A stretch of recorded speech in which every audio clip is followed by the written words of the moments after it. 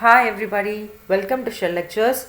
So this is part 2 of class 9 history, the French Revolution.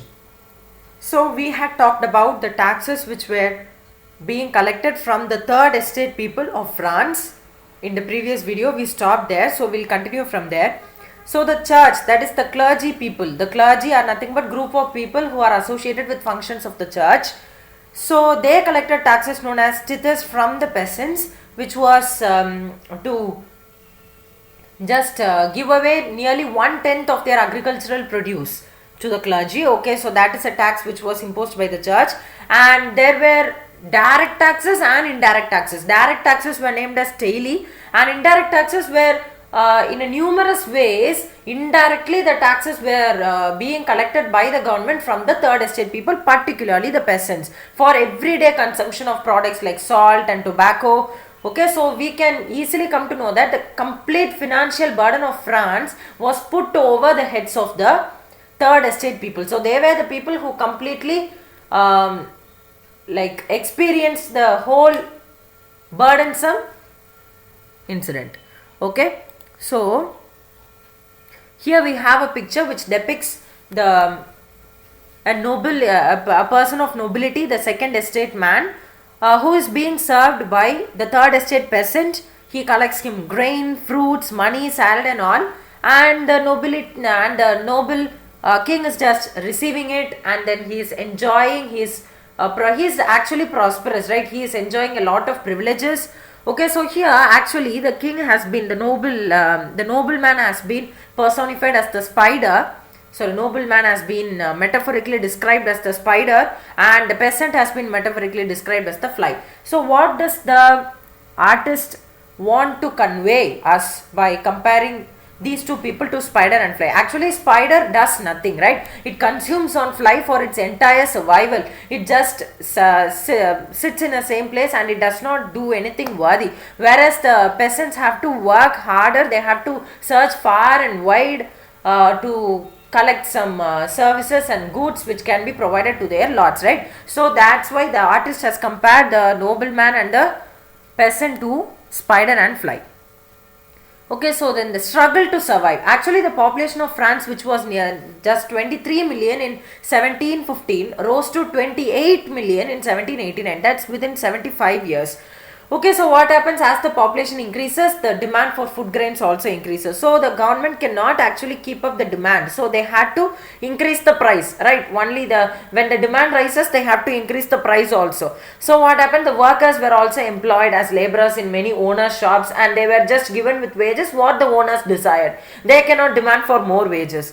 Okay, so what happened is, due to these things which happened, the gap increased between the rich and the poor. The gap increased, and the things started becoming worse, and the harvest went down. Okay, so all these things finally led to a very sad phenomenon which was known as subsistence crisis. That is nothing but a situation or an extreme situation in which even the basic needs of humankind are not even fulfilled. For example, food, clothing and shelter, they even are not fulfilled. Okay, so that kind of a situation is known as subsistence crisis, which took place in France, which occurred in France due to these kind of things which took place there.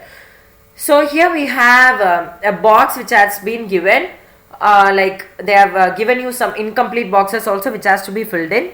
So they have given you clues here: food riots, scarcity of grain, increased number of deaths, rising food prices and weaker bodies. So let's do this. So the first thing, when there is bad harvest, what happens? Scarcity of grain, right? The grains will become scarce. That is, the productivity of grains will become low. And then what is the third thing which will occur? The food prices will rise, because the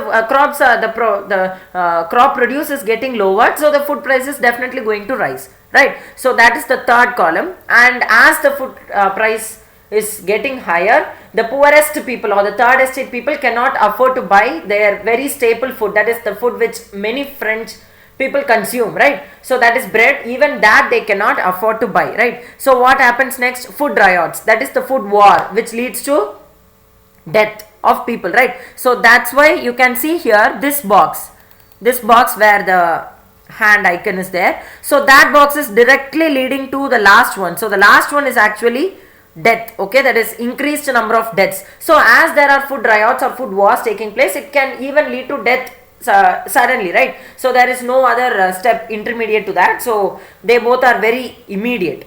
And then this box is actually weaker bodies. Okay, weaker bodies, that is the bodies of people. The people will their immunity will become worse and their bodies will become very weak, and it will lead to disease epidemics, and then ultimately it will lead to increased number of deaths.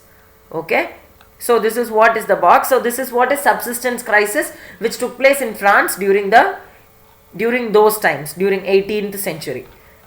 Okay, then a growing middle class envisages an end to privileges. So, actually, we learned that the third estate people, that is the peasants and the lawyers, there were also some educated people, right? So, what happened is, due to the increased taxes and due to the scarcity of food, due to the less production of food which took place in France, people started protesting, mainly the third peasant people, because they are the ones who are greatly affected. I mean, they bear all the burden. So they started protesting, but then they did not have enough measures, enough means to carry out the measures that can bring a very big change, like social or economic change, could not be brought by them in France. Okay, so what happens for that? What do we need? We need educated people, and we need, at the same time, we need some rich people, right? So what happened is, after some time, people of the third estate also started becoming prosperous, and they had access to education and all that. So social groups developed, and then a special class, yeah, in the third estate itself, there was a subdivision that formed in France, which was known as the middle class. So they earned their wealth by overseas trade from different countries, and they manufactured goods like woolen and silk textiles, and they exported that, and because of that they became the richest members of the society. So what happened also, along with these manufacturers, there were other people in the third estate, like very big professionals like lawyers and administrative officials were also in the third estate, right? So they were all educated, and they believed that, their common belief was that no group in society should be discriminated or should be privileged by birth. You are born here, so you are going to be in this estate. You are born here, so you are going to be in this estate. That should not prevail. Instead, people should be graded based on their social position. Okay, so how well they work hard to get into a social position, based on that they have to be like privileged. That is what is their aim, their idea. So what happened is, these kind of things which led to the hunger for freedom and equality and equal opportunities for all, under the leadership of philosophers like John Locke and Jean-Jacques Rousseau. So all these people just tried to bring a revolution in France, which tried to bring a social and economic change in France. So in his book, Two Treatises of Government, what did Locke do? He just refused the doctrine of the divine and the absolute right that the monarchy had. That is the absolute right that the kings had over their poor peasants and the poor third estate people. So also there is another book where he wrote about the division of power, which must be based on legislative, executive and judiciary. Okay, that is important. It's been given here. Legislative, the executive and judiciary. So that kind of a government, that kind of division of power must be prevalent. That's what was told by Montesquieu in his book The Spirit of the Laws. So this kind of government was put into force in the USA. Remember, just before some pages we learned that 13 American colonies were freed by France from Britain. So as soon as they got that, the USA introduced this, that is the legislative, executive and judiciary in their country.